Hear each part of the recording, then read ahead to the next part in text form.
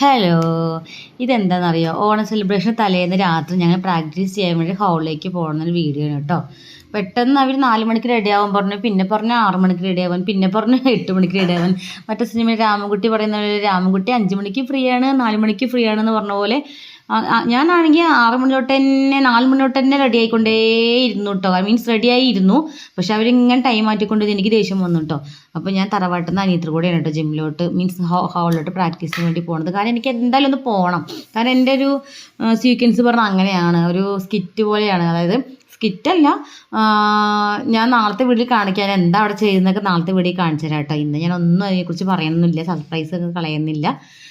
അപ്പം ഞാൻ ഇന്നാണെങ്കിൽ പെട്ടെന്നൊരു മഴയും വന്നു കേട്ടോ. അപ്പോൾ എന്താ ചെയ്യുന്നറിയില്ല, അവളുടെ കൂടെ ബൈക്കിലാണ് പോകുന്നത്, സ്കൂട്ടിയിലാണ് പോകുന്നത്. മഴ കൊണ്ട് പോകുമോ എന്തോ ഒരു ഭാഗ്യം കൊണ്ട് മഴ പോകാൻ നേരത്ത് മഴ കുറച്ച് കുറഞ്ഞു കേട്ടോ. എന്തായാലും 7 കഴിഞ്ഞപ്പോൾ ഞങ്ങൾ ഇറങ്ങി. കുറച്ച് ലേറ്റ് ആയി കഴിഞ്ഞപ്പോൾ ചേട്ടൻ വന്ന് ചിലപ്പോൾ എന്നെ വിടില്ല കേട്ടോ. എനിക്ക് എന്തായാലും 1/2 മണിക്കൂറിൻ്റെ പണി അവിടെ പോയിട്ടുണ്ട്.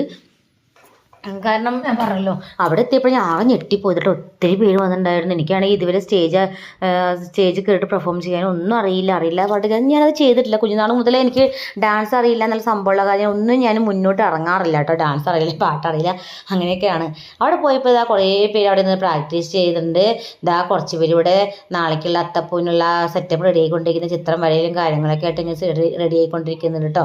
അപ്പോൾ അവിടെ പോയപ്പോൾ ഞാൻ കുറച്ച് പണികളൊക്കെ ചെയ്തു. അതായത് ഞാൻ കുറച്ച് എന്താ പറയുക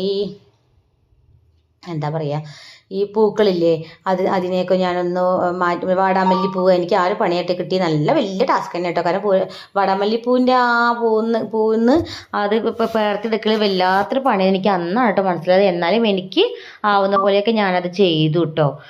ഞാൻ ഭയങ്കര മടി അങ്ങനത്തെ കാര്യങ്ങൾ. അപ്പോൾ ഇവിടെ ആണെങ്കിൽ പ്രാക്ടീസ് തകൃതി നടക്കുകയാണ് കേട്ടോ. ഇതാണ് എൻ്റെ നായകൻ. ആ ഓറഞ്ച് ടീഷർട്ട് ഇരിക്കുന്നില്ലേ, അതാണ് എൻ്റെ നായകൻ. ഞാനും പ്രാക്ടീസൊക്കെ ചെയ്തു, പക്ഷെ അതിൻ്റെ വീഡിയോ എടുക്കാൻ ഞാൻ പറഞ്ഞില്ല കേട്ടോ. അങ്ങനെ ഞാൻ എൻ്റെ പ്രാക്ടീസും കാര്യങ്ങളൊക്കെ കഴിഞ്ഞിട്ട് ഞാനിവിടെ വന്ന് ഇരുന്നപ്പോൾ എല്ലാവരും പറഞ്ഞു നന്നായിട്ടുണ്ട്, ഇത്രയും പ്രതീക്ഷിച്ചില്ല, നീ ഇങ്ങനെയൊക്കെ ചെയ്യും. അപ്പോൾ ഞാൻ പറഞ്ഞു ഞാൻ പണ്ട് ടിക്ടോക്ക് റീൽസൊക്കെ ചെയ്തിരുന്ന ആളാണ്, വലിയ പുള്ളിയാണെന്നൊക്കെ പറഞ്ഞ് ഞാൻ സ്വയം കുറച്ച് പുകഴ്ത്തി കേട്ടോ.